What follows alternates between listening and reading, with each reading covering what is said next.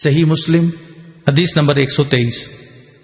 حضرت ابن عمر رضی اللہ تعالی عنہما سے مروی ہے کہ نبی اکرم صلی اللہ علیہ وسلم نے فرمایا، جب کوئی شخص اپنے مسلمان بھائی کو کافر کہتا ہے تو یہ بات ان میں سے ایک کی طرف لوٹتی ہے۔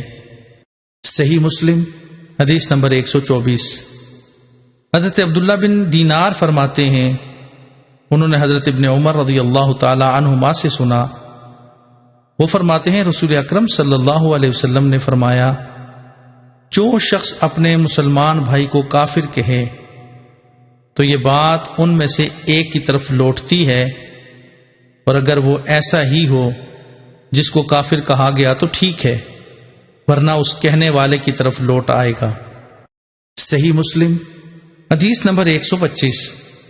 حضرت ابو ذر رضی اللہ تعالی عنہ سے مروی ہے، انہوں نے نبی اکرم صلی اللہ علیہ وسلم سے سنا، آپ نے فرمایا، جو شخص جان بوجھ کر اپنے باپ کے علاوہ کسی طرف اپنی نسبت کرے، یعنی کسی دوسرے کو اپنا باپ بتائے، تو اس نے ناشکری کی، اور جس آدمی نے کسی دوسرے کی چیز پر دعویٰ کیا وہ ہم میں سے نہیں، اسے چاہیے کہ وہ اپنا ٹھکانہ جہنم میں بنائے۔